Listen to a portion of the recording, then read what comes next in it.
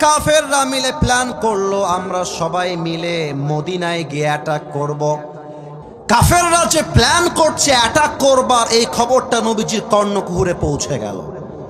নবীজি সব সাহাবা একরামদেরকে এক মাঠে একত্রিত করলেন, বললেন সাহাবা একরাম শোনো, কাফেররা মদিনায় অ্যাটাক করছে, আমাকে তোমরা পরামর্শ দাও কাফেরদের এই অ্যাটাককে আমরা ডিফেন্স করব কেমন করে। এক এক সাহাবী এক এক পরামর্শ দিল। এক সাহাবী, তার নাম হচ্ছে সালমান ফারসি রাদিয়াল্লাহু তাআলা আনহু। আচ্ছা গাজীপুরবাসী, ডোন্ট মাইন্ড, আমার কথা কি বোঝা যায় নাকি যায় না? এইদিকে উত্তরটা ভালো পেয়েছি, আপনাদের পায় নাই। আমার কথা কি বোঝা যায় নাকি যায় না? সালমান ফারসি বলছে, নবী আমার একটা চমৎকার বুদ্ধি মাথায় এসেছে। নবীজি বললেন কি বুদ্ধি আমাকে বলো তো। সালমান ফারসি বলছে, নবীজি ডানেও দেওয়াল, বামেও দেওয়াল, পেছনেও দেওয়াল, জাস্ট একটা রাস্তা মদিনায় আসার জন্য খোলা আছে। আমার পার্সোনাল পয়েন্ট অফ ভিউ হলো আপনি এই পুরো রাস্তাটা কেটে একটা খাল খনন করেন। যদি খাল খনন করে দেন পানি উঠে যাবে, কাফেররা চাইলেও একসাথে মদিনায় অ্যাটাক করতে পারবে না। যেই পরামর্শ সেই কাজ। সাহাবা একরাম সবাই মিলে খাল খনন করা শুরু করে দিয়েছে। কাফেররা যখন কয়েকদিন পরে মদিনায় অ্যাটাক করতে এসেছে, দেখছে মদিনার সামনে প্রবেশ পথে বিশাল লম্বা পানির খাল খনন করা। কাফেররা দেখে অবাক হয়ে গেছে, আরে বাবা, অল্প সময় এই খাল খনন করলো কেমন করে? How come it possible? এটা কেমনে সম্ভব? কাফেরদের একজন বীর বাহাদুর, নাম হচ্ছে, মুখস্থ করে নেন, আগামীতে কাজে আসবে, নাম হচ্ছে Amr bin Marhab. Now is your turn. এবার আপনারা বলবেন, চোখে চোখ রাখেন, নাম হলো আমর বিন মারহাব। এবার আপনাদের পালা, বলেন সবাই আমর বিন মারহাব। সে বলছে এই পানি টানি দিয়ে আমাকে আটকায় রাখা যাবে না, আমি একা এই পানি সাঁতরে মদিনায় গিয়ে অ্যাটাক করব। যে কথা সেই কাজ, পানিতে লাফ দিয়েছে, সাঁতরে সাঁতরে সাঁতরে সাঁতরে মদিনায় পৌঁছে গিয়েছে। মদিনায় গিয়ে চিৎকার দিয়ে বলছে, মুসলমানের বাচ্চারা কে কোথায় আছিস, বের হয়ে আয়, হালুম্মু ইলাইয়া ইন কুনতুম সাদিকিন। তোরা তো বলিস যুদ্ধে শহীদ হয়ে গেলে সোজা যাবি আল্লাহর জান্নাতে, কোন পাপের বেটা আছিস আমার সঙ্গে যুদ্ধ করবি, আমার সামনে আয়। সব সাহাবা একরাম বের হয়ে চলে আসছে, কিন্তু কোন সাহাবী সামনের দিকে যায় না। নবীজি বলছে, কি ব্যাপার, কেউ যায় না কেন, ব্যাপার কি, কে যাবা হাত তুলো। কেউ হাত তোলে নাই। আলী রাদিয়াল্লাহু তাআলা আনহু মাইকটা একটু হঠাৎ একটু খেয়াল রাখবেন, সুন্দর করে এমন করে হাত তুলছে। সুবহানাল্লাহ পড়বেন না আপনারা সবাই? মিয়া মিয়া ছোট মরিচের ঝাল বেশি। আলীর বয়স মাত্র তখন 23 ইয়ার্স ওল্ড, এত কম বয়স তার, কিন্তু বুকের পাটা দেখেন, তাওয়াক্কুল কাকে বলে তাই দেখেন। নবীজি আমি যাব।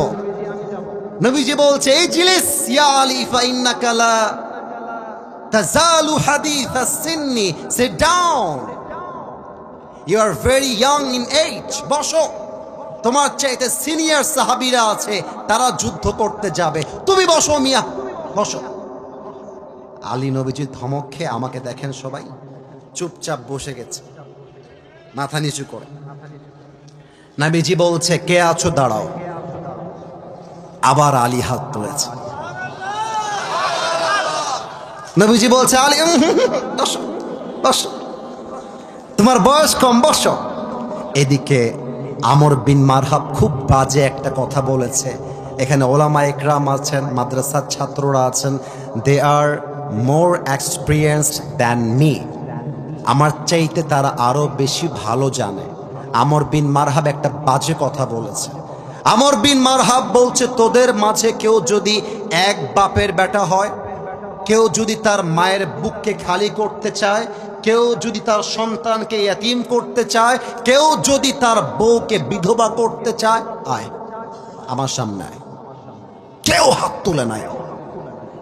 আলী রাদিয়াল্লাহু তাআলা আনহু কোণার থেকে আবার হাত তুলে দিয়েছে। নবীজি বুঝে গেছে আলীর বয়স কম হতে পারে, বাট তার ভরসা আছে এক সত্তার উপরে। তিনি কে? আলীকে বলছে, আলী আসো আমার কাছে আসো। আচ্ছা একটু দেখেন তো, এই পানির বোতল কি দেখা যায়? এরা খুব অ্যাক্টিভ, আপনারা অ্যাক্টিভ নন। Why man? You must be active. Active হতে হবে। উত্তর দেন, পানির বোতল দেখা যায় নাকি যায় না? আচ্ছা, এটা কোনো পানির বোতল নয় এই মুহূর্তের জন্য। এইটা এক বিশাল বড় তরবারি, যার নাম হচ্ছে জুলফিকার। নবীজি বলছে, আলী কাম হিয়ার, এদিকে আসো। জুলফিকারটা দিয়ে আলীকে বলছে, ইয়া আলী ইযহাব ফাইন্নাল্লাহা মাআকা। আলী যাও, যুদ্ধে নেমে পড়ো। বাট যদি তোমার কখনো একটু হতাশ লাগে, মাথায় রাখবা তুমি আলী একা নও, আরে তোমার সঙ্গে তোমার রব রয়েছে, ঠিক না বলে? এবার যে হাদিসটার পার্টটা বলবো, আমাকে একটু পেছনে যাওয়া লাগবে, এই সাউন্ডটা হালকা কানে কম যাবে। কিন্তু যদি আপনি আমাকে দেখে থাকেন কিংবা দেখতে থাকেন, হাদিস বুঝতে কোনো সমস্যা হবে না। ওকে, আমি একটু পেছনে গেলাম, সাউন্ড হালকা কম যাবে। I am so sorry for this situation, but হাদিসটা প্র্যাকটিক্যালি বোঝাতে চাই, এই জন্য পেছনে গেলাম। আমার পাশে আমার মাথার তাজ আমার প্রিয় ভাই বসে আছে। আমার ভাই যদি আমার চাইতে হাইটে লম্বা হয়, মনে করেন আমার ভাই হাইটে লম্বা হচ্ছে এই লেভেলে, just his height is like this, এরকম এতটুকু উঁচা। আর আমার হাইট হলো এই চেয়ারের এই বরাবর। আমি হলাম গুঠু, আমার ভাই হলো অনেক লম্বা। আলী হচ্ছে হাইটে ছোট, আমর বিন মারহাব হাইটে অনেক লম্বা। আলী তার সামনে এসে বুকের পাটাকে উঁচু করে দাঁড়িয়ে গিয়েছে। আমর বিন মারহাব তার দিকে তাকিয়ে বলছে, ভাষাটা বোঝার চেষ্টা করবেন। মান্নাং তাইয়ুহাল গোলাম, যদি আমরা বাংলা ভাষায় এটাকে ট্রান্সলেট করি, ব্যাপারটা এরকম হবে, এই বাবু তুমি কে গো? এভাবেই আমর বিন মারহাব আলীকে টিটকারি করছে। এটা আমার চাইতে আলেম ওলামা আরো ভালো বুঝবে। টিটকারি, মান্নাং তাইয়ুহাল গোলাম, হু আর ইউ বেবি, তুমি কে গো? তো আলীর গায়ে রক্ত গরম হলে কি হবে? আলী চুপচাপ ভদ্র ভাষায় বলছে, আনাল্লাযী সাম্মাতনি উম্মি হায়দারা, আমি হলাম সেই যুবক যাকে তার মা নাম রেখেছে হায়দারা। পরে আমি ব্যাখ্যা পড়লাম হায়দারা মানে আসলে কি। আমি লুগাত খুলে দেখলাম হায়দারার অর্থ হচ্ছে এমন এক সিংহ, যখন সে বনে গিয়ে অ্যাটাক করে, যতক্ষণ পর্যন্ত শিকার না হয় তার অ্যাটাকটা থেমে যায় না। আল্লাহু আকবার। তো আমর বিন মারহাব এই কথা শুনে একটা মুচকি হাসি মেরেছে, বলছে, ও তুমি হায়দারা, আরে বেটা তোর আসল নাম কি তাই বল। এবার আলী বলছে, ইসমি আলী, আমার আসল নাম হলো আলী। আমর বিন মারহাব এটা শোনার পরে চোখটা উপরে উঠে গেছে, বলছে, আলী? আলী বিন আব্দুল মুত্তালিব? এই তোমার বাবার নাম কি আব্দুল মুত্তালিব? বলছেন, না না, আনা আলী বিন আবি তালেব, আমি আবু তালেবের ছেলে আলী। বলছে, হায় হায় হায়, ভাতিজা তোমার বাপ তো আমার ভাই লাগে, ভাতিজা তুমি এখানে কেন? যাও যাও যাও। এই ভাতিজা শোনো, আমি কোনো বাচ্চার গায়ে হাত তুলি না, যাও চলে যাও। এবার আলী আর রাগ কন্ট্রোল করতে পারে না, বলছে, বেটা তুই বাচ্চা কারে বলিস? খালি আয় না আমার কাছে, যুদ্ধ করতে আসলে এমন এক কোপ মারবো তোর কল্লা 40 হাত দূরে গিয়ে পড়বে। আল্লাহু আকবার। এই কথা শোনার পরে আমর বিন মারহাবের মধ্যে গায়ের মধ্যে রক্তে আগুন ধরে গেছে। বলছে, কত ধানে কত চাল তাই দেখা যাবে, খালি আমার সামনে আয়।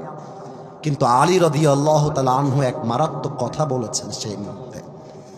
আচ্ছা, একটা কথা জিজ্ঞেস করতে চাই, যদি আপনারা স্বৈরাচারের পক্ষের লোক না হন, জবাব দিবেন হুঙ্কার দিয়ে। বলেন তো, দেশটা যখন প্রথমবারের জন্য স্বাধীন হওয়ার দিকে যেতে শুরু করেছিল, রংপুরের একজন যুবক তার বুকের তাজা রক্ত দিয়ে শহীদ হয়েছিল। যুবকটার নাম কি? আরো জোরে, যুবকটার নাম কি? এই প্রশ্ন আমার গাজীপুরের ভাইদের কাছে। এই শহীদ আবু সাইদ কি রাস্তায় বের হয়ে কারো বুকে গুলি করেছিল? এত আসতে বলেন, করেছিল? কাউকে গিয়ে চাকু মেরেছিল? শহীদ আবু সাইদ জাস্ট একটা দাবি করেছিল, কোটার পরিবর্তন চাই, কোটার সংস্কার চাই, দ্যাটস ইট। কিন্তু আপনি যখন আমার ভাইয়ের বুকে গুলি করেছেন, এই গুলি তার গায়ে লাগে না, এই গুলি 18 কোটি মুসলমানদের কলিজায় গিয়ে আঘাত করেছে। আমরা কাউকে মারতে চাই না, কিন্তু যদি কোনো হাত আমার উপরে আগ বাড়িয়ে উঠতে চায়, ওই হাতকে মুসলমান ভেঙ্গে গুড়িয়ে দেয়। এটার নাম ইসলাম। মুসলমান কখনো ফার্স্ট অ্যাটাক করে না, মুসলমান ডিফেন্স অ্যাটাক করে। এটাও ভারতের জন্য মেসেজ। ভারতরা আমাদের স্বাধীনতাকে স্বীকারই করতে চায় না, তারা আমাদেরকে গোলাম মনে করে। তাদেরকে বলবো, যদি তোমরা তোমাদের দেশ থেকে, বাংলাদেশ থেকে পালিয়ে যাওয়া আসামিদেরকে ছেড়ে না দাও, নরেন্দ্র মোদী, তুমি যদি তোমার বউকে বাংলাদেশে না পাঠাও, এই বাংলার মাটির থেকে ভারতের এম্বাসি আমরা গুড়িয়ে ফেলবো। যুবক ভাইরা, আমরা দেশ স্বাধীন করেছি দিল্লির গোলামি করবার জন্য নয়, আমরা দেশ স্বাধীন করেছি ভারতের গোলামি করবার জন্য নয়। এই দেশের মাটিতে আমরা ট্যাক্সের পয়সা দিয়ে বসবাস করি, দালাবাবুর দালাগি সহ্য করা যাবে না। যুবক ভাইরা আমার, আলী বলছে, তুই আগে আমাকে মার, then I will defence attack on you. আগে তুই আমাকে মার। এবার আমর বিন মারহাব পেছনে গেছে। Two legs are attached together. এটা যুদ্ধের কৌশল। It's the strategy of battle. যুদ্ধ যারা করবে, কৌশল জানতে হবে যে আপনি অ্যাটাক করবেন কেমন করে। আমর বিন মারহাব পেছনে গিয়েছে, দুইটা পা একসাথে করেছে, জাস্ট লাইক দিস। তরবারিটা সামনের দিকে এভাবে নিয়েছে, একটা লাফ দিয়েছে। আলী রাদিয়াল্লাহু তাআলা আনহুর ডান কাঁধে এক বিশাল আঘাত করেছে, আর আলী তার ঢালটা ডান কাঁধে ধরে চিৎকার দিয়ে বলছে, হাসবুনাল্লাহু ওয়া নি'মাল ওয়াকিল, নি'মাল মাওলা ওয়া নি'মান নাসির। যে আঘাতে আলীর দেহটা দুই আটখান হয়ে যাবে, আল্লাহর উপরে তাওয়াক্কুল থাকার জন্য আলীর দেহ কাটবে তো দূরের কথা, আলীর জামা পর্যন্ত আঘাতটা স্পর্শ করতে পারে না।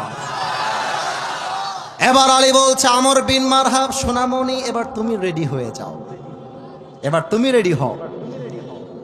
আলীর যখন একটা চুল বাঁকা করতে পারে নাই, বাস আমর বিন মারহাবের মধ্যে কলিজা ধুক ধুক ধুক ধুক ধুক করা শুরু হয়ে গেছে। এবার আলী রাদিয়াল্লাহু তাআলা আনহু, he has taken just one step back, একটু পেছনে গেছে, পাটা একসাথে করে তরবারি সামনে নিয়ে জুলফিকার তুলে নারায়ে তাকবীর, আল্লাহু আকবার বলে আমর বিন মারহাবের মাথার উপরে একটা কোপ দিয়েছে। আমর বিন মারহাবের দেহটা দুই টুকরো হয়ে জমিনে ছিটকে পড়ে গিয়েছে। আমার সামনে টেবিল না থাকলে আজকে হাদিসটা প্র্যাকটিক্যালি দেখাই দিতাম। আমর বিন মারহাবের লাশটা পড়ে আছে, এইটা মনে করেন আমার জুতা, আমার পা। আলী রাদিয়াল্লাহু তাআলা আনহু তার পা দিয়ে লাথি দিয়ে দিয়ে দুইটা দুই দেহকে একসাথে করেছে, আর দেহের উপরে পা তুলে দিয়েছে, বাম পা। বলছে, কাইফা তুকাতিলুনি আনতা তা'বুদু হাজারান ওয়া আনা আবদু রাব্বি মুহাম্মদ। এই বেটা, তুই কারে মারবি? তুই বেটা মূর্তির পূজারি, তুই বেটা পাথর পূজারি, তুই বেটা মূর্তির সামনে মাথা ঝুকাস, আমার এই মাথা একমাত্র রবের সামনে ঝুঁকে তোর মতো মূর্তির পূজারী, আমার মতো তাওয়াক্কুলকারী ব্যক্তির একটা চুল বা করবার ক্ষমতা তোর কাছে নয়।